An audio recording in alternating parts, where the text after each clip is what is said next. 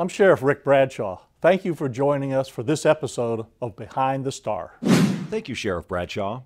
We start with PBSO training law enforcement officials from the Caribbean nation of Trinidad and Tobago.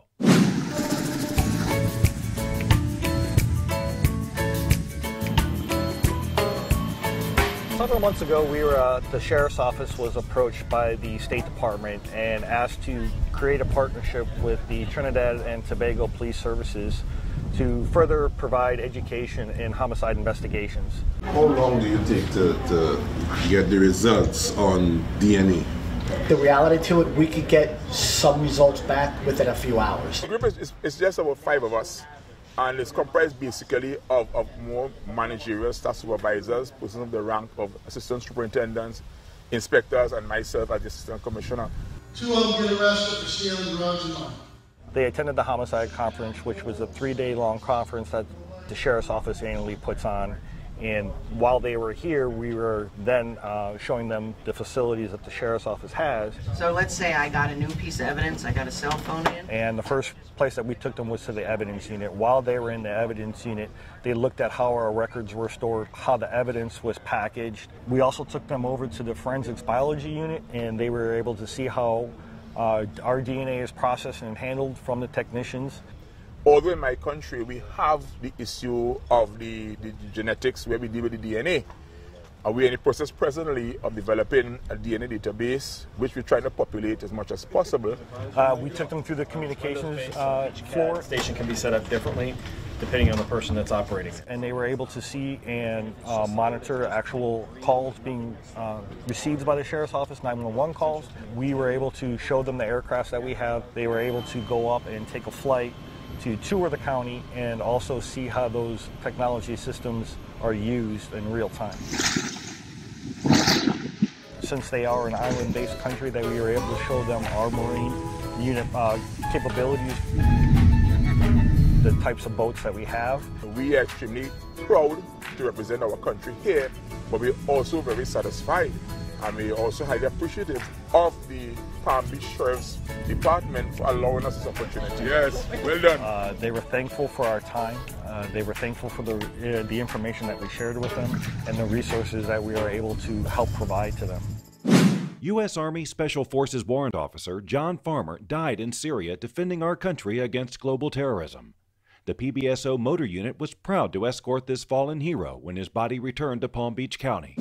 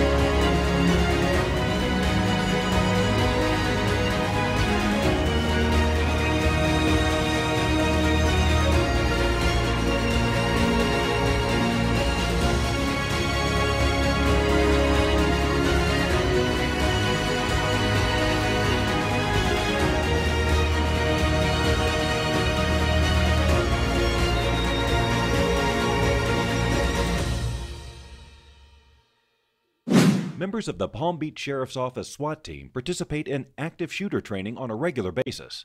SWAT members drill, using realistic exercise to keep everyone ready.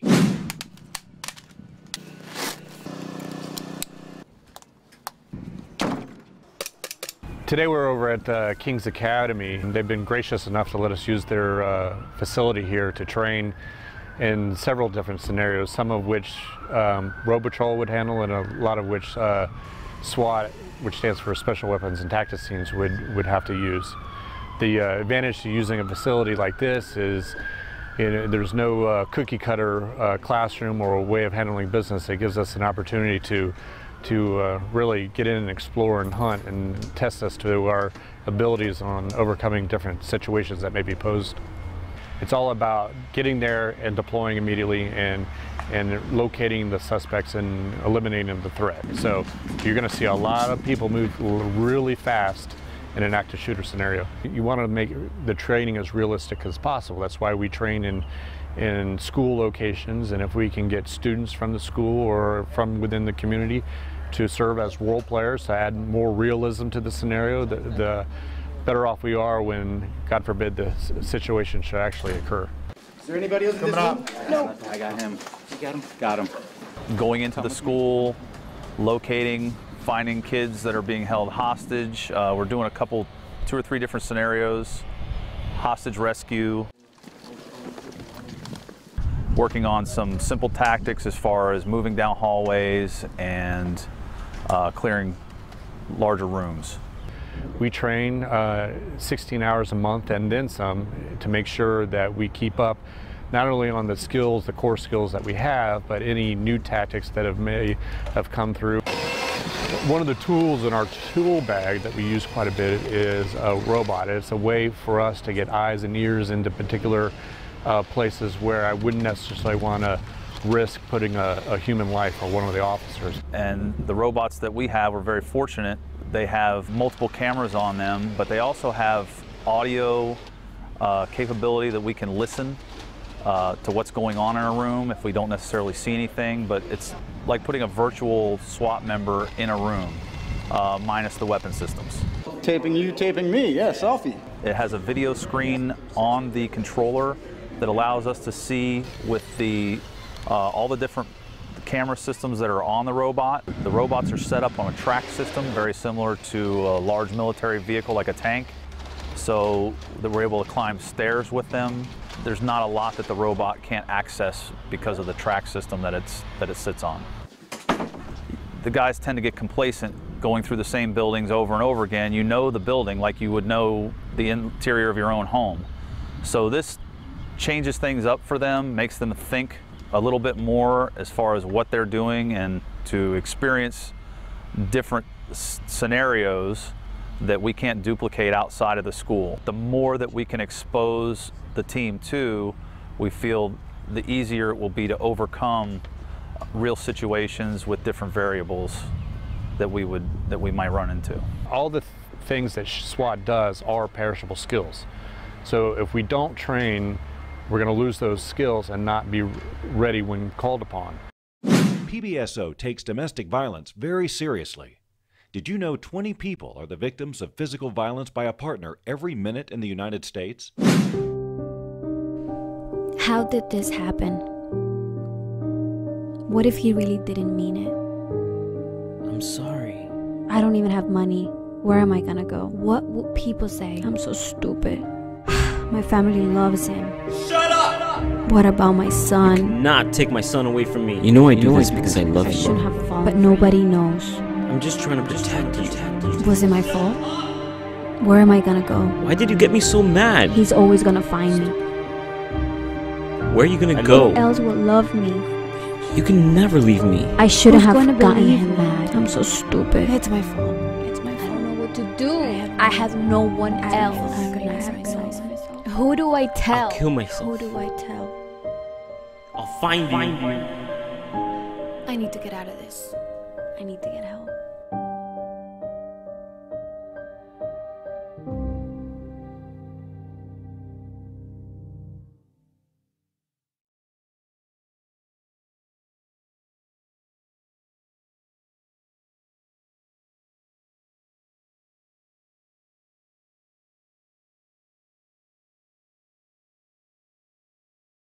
We are more than midway through the school year. This is a good time to remind parents who pick up their children some safety precautions around our schools. This is about the violations that occur within our school zones, where we often see the parents discharging or unloading the students in the roadway, not taking into consideration that they're allowing their children to walk into the flow of traffic. She just let her kid out in the middle of the roadway. You see all the kids walking between the cars back there? So as you can see, this parent is walking in the roadway with their child. The issue is that A, it's a violation of Florida state statute. That's an enforceable traffic citation with a fine of $116. The second thing is that we obviously don't want for a child to be injured or at the worst killed because of these issues. And when you see the parents allowing their own children to be placed in harm's way, it causes grave concern for us. We have signage posted everywhere in the school zones, and you know, we've been out here educating the parents for several weeks, especially at the beginning of our school times, to let them know that it is illegal for them to drop their children off in the middle of the roadway or to block the crosswalks. But yet they continue to do so because, like right there, you'll see it, a child getting out. Well, and there he goes, he fell. And that's the issues right there, is that, you know, it's safer for them to go through the car line that the school district has provided than it is for them to drop their children off in the roadway. The first priority should be your child's safety, not your rush to get to whatever it is that you're doing. If that's the issue, then leave earlier. So see the black car to your right? They have actually crossed the stop bar. That's illegal. While the crossing guards are doing their crossings, you'll see the vehicles stopping in the middle of the crosswalk or in some way impeding into the crosswalk while the crossing guards are there. If that person let off at the brake and hit the gas by accident, he'd run over everyone in that crosswalk. The crosswalk is supposed to be for the pedestrians, not for vehicles to block it. We don't want a child injured. We don't want a child killed. We want for our children to have safe environments to and from school every day. As a deputy with the School Traffic Safety Unit, the first priority that we have is to make sure that all of the children in Palm Beach County get to school in the morning safely and get home in the afternoon safely. And in order to accomplish that, it takes a team. It takes a team of the parents enforcing the behaviors. It takes the deputies making sure that everyone is in compliance. You know, you just want for everyone to work cohesively together so that we are providing safe environments for our children and teaching them the proper techniques as they get older. Great job by Corrections Deputy Sergeant Castillo, who spoke to the criminal justice students at Glade Central High School.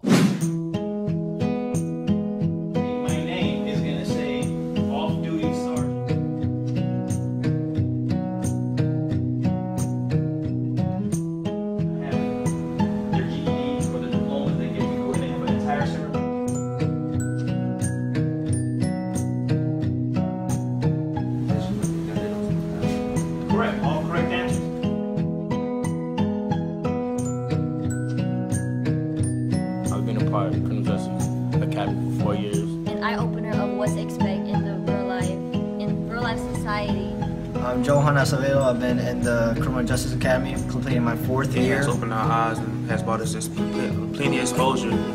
Take care of little children, but I hope to be like them one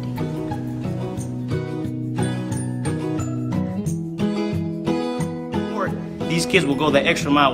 You will not be disappointed. Thank you. Hi, I'm Antoinette Wilson, the criminal justice instructor here at Glade Central Community High School. Today, it was an honor and privilege to have one of our former Raiders to come to speak to our Academy students, Sergeant Castillo with Palm Beach County Sheriff Department. Our students were engaged in conversations and asking numerous questions with regards to the umbrella that Palm Beach County Sheriff Department offers, the services that they offer here in the community. It is an honor and privilege to always be able to give and receive And at that token, we want to thank Palm Beach County Sheriff Department for allowing Sergeant Castillo to come and be able to articulate everything that is going on with that criminal. It follows the whole process. From the time they come into the door, they get moved in, they get sent to the house, and all this. Right.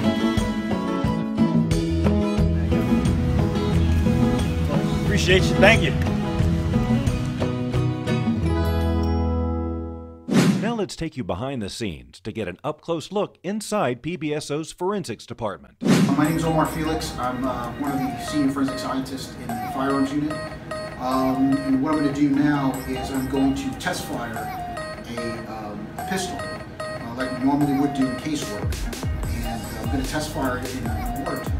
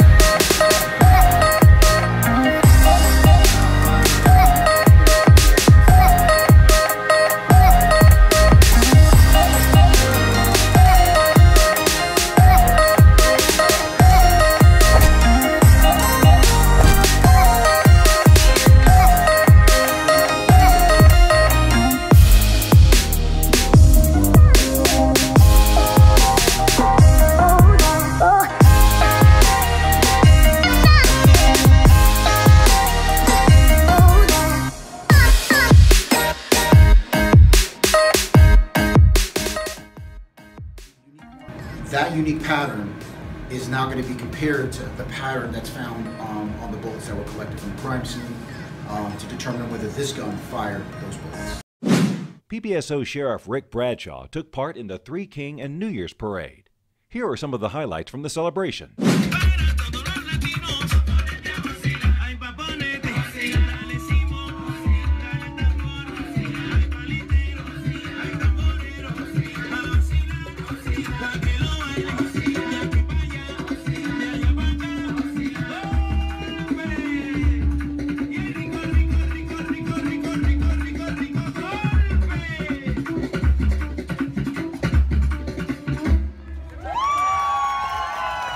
Quiero aprovechar este momento para dar la bienvenida a todos ustedes. Esto es un evento que toma mucho esfuerzo y no se puede hacer solo.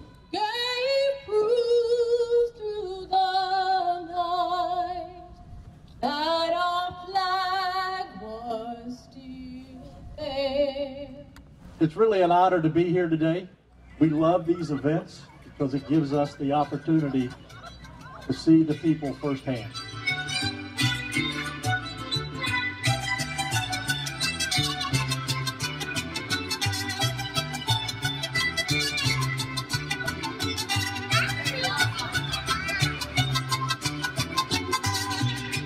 Decirle al alguacil and say to the sheriff, gracias, thank you, por ayudarnos, for helping us. I would like to say to you, sir, thank you very much for your involvement with the Hispanic community. Siendo inmigrante, yo llegué a este país cuando tenía 2 años.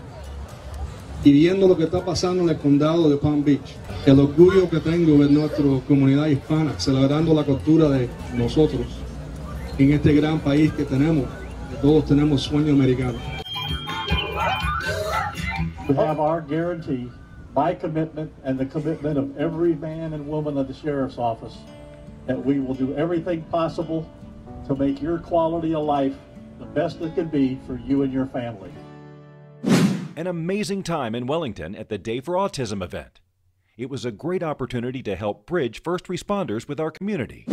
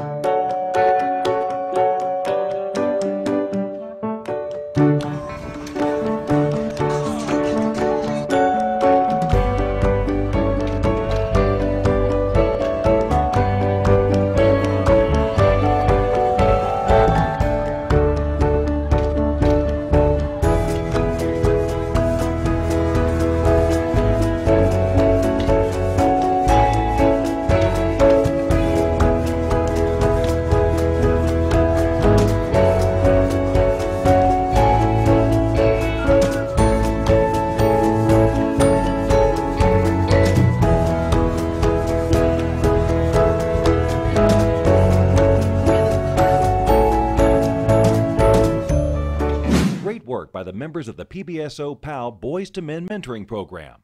The young people involved volunteered at the Race for Freedom 5K.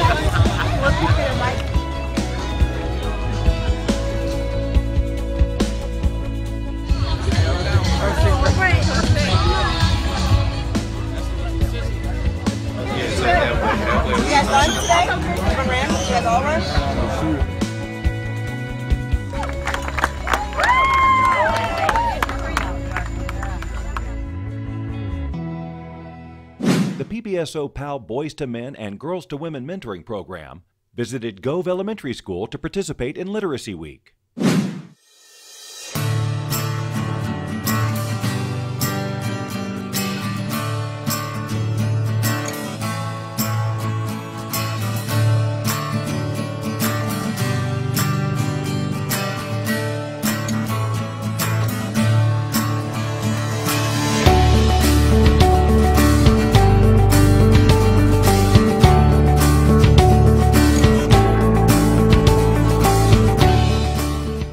Outstanding young men who participate in the PAL Boys to Men crew recently did a wonderful job cleaning up Belle Glade Elementary School.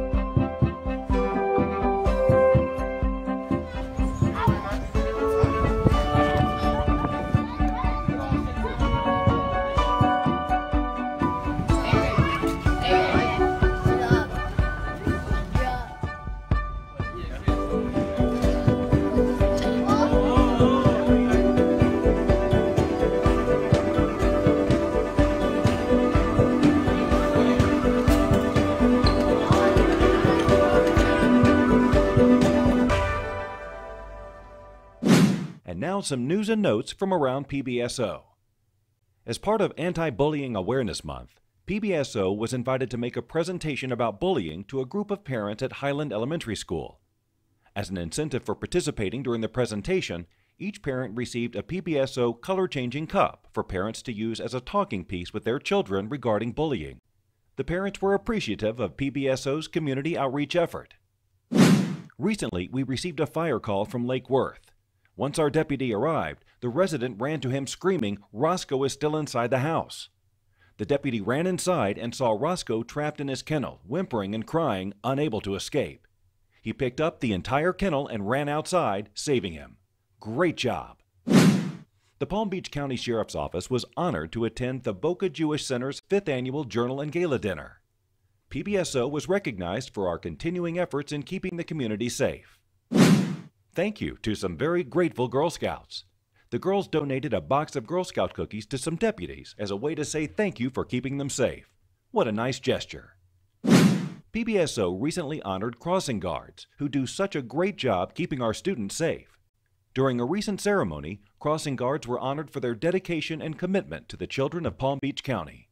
Pam Triolo, the mayor of Lake Worth, addressed her constituents recently during her annual State of the City address.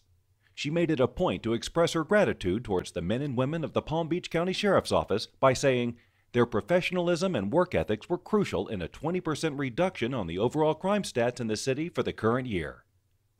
And the United South County Democratic Club honored Palm Beach County Sheriff Rick Bradshaw with a crystal engraved award for his service and dedication to Palm Beach County. They believe that his contribution, especially when it comes to keeping every citizen of our county safe, is immeasurable. PBSO had a dumped tire cleanup recently, where approximately 3,100 pounds of tires were transported on multiple trips to the landfill. And now, a letter from a mother whose son with autism went missing. She called PBSO and our deputies went to work. She writes, "It took 25 minutes from the time he went missing, and we called, until he was found. Thank you for what you did that day and continue to do on a daily basis. Knowing you guys are there to help people like my son means a lot. Thank you for all your work. God bless and stay safe." And a big thank you from the staff at Highland Elementary School. They showed their appreciation for PBSO on Twitter for partnering with students and teachers to promote a love for reading. Check out the cards the students made for law enforcement at Diamond View Elementary School. This student writes, "Thank you for keeping us safe." That'll do it for this episode of Behind the Star. On behalf of the men and women of the Palm Beach County Sheriff's Office, thank you for watching.